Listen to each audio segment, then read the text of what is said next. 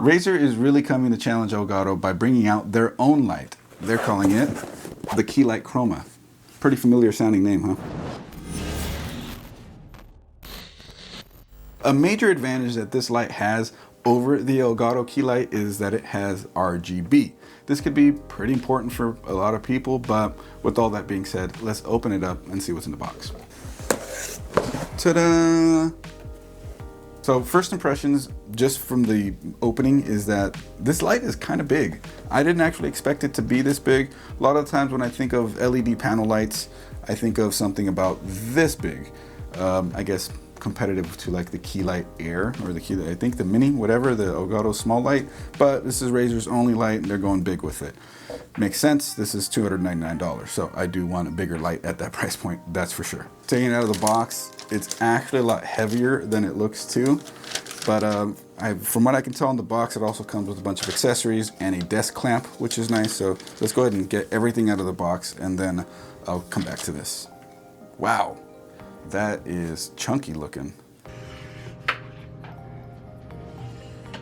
It felt like a clown car trying to pull it out. Just kept going. Huh. It does need a power adapter.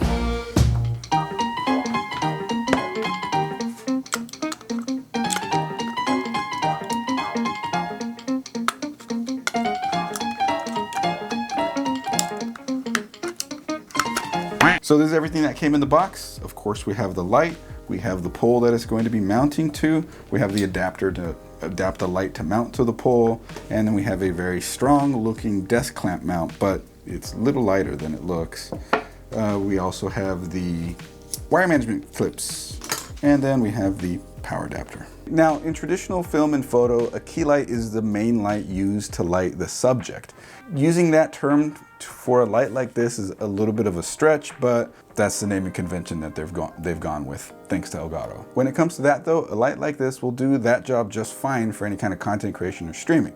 But at the $100 markup that this is over the Elgato Key Light, I'd expect it to have some advantages, and in that case, it's the RGB functionality of it. So if you're wondering how to make the RGB functionality of it more worth it, then let's get into that. But first, let's set it all up. Now, the way that you actually have to attach this thing, it clamps to a sort of nipple on the arm, is a little bit unique. I'm not used to seeing that in all the photo video gear that I've played with, but looks like it's gonna work pretty good. From what I can see in the mount as well, if you're worried about the clamp damaging your desk, they do have it lined with rubber on the inside on both sides. And as far as anti-vibration goes, to me, that's a bit of a plus because rubber is going to help keep little vibrations down if you have this mounted to the same desk that you're playing your games on or typing on or whatever. Something important worth mentioning is that you do have mounting options on all sides of the light. You have the 1/4 inch threads here, here, here, and here.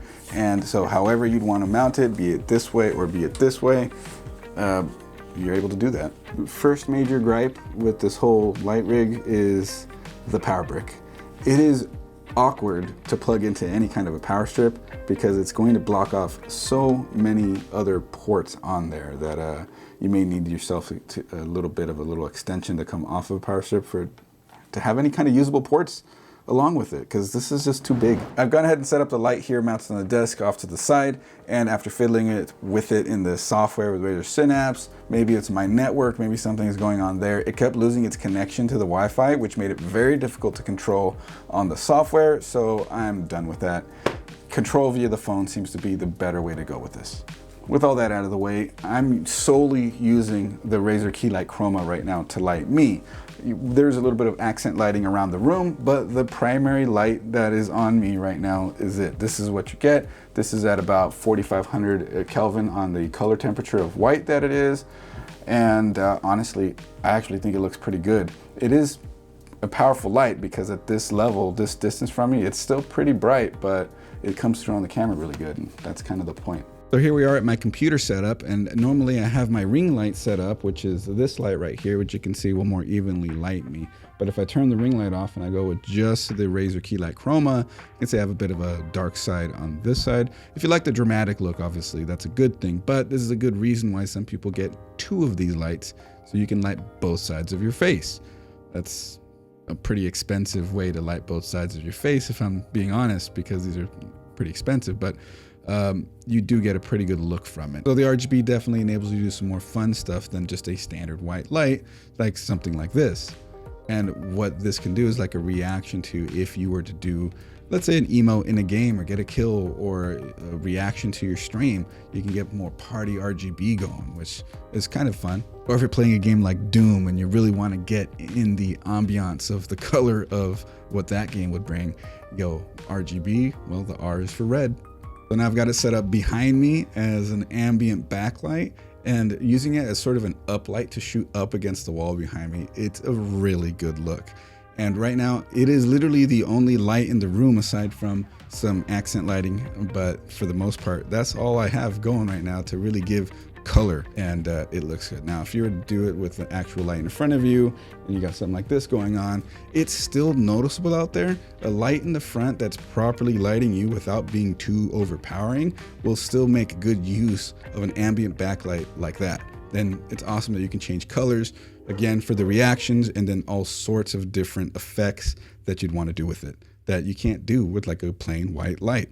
So closing thoughts on this is that it's expensive for what it is. You do get a really good quality stand for it. It's extendable, so depending on your usage situation with how low or how high you want it, you have all that functionality with it.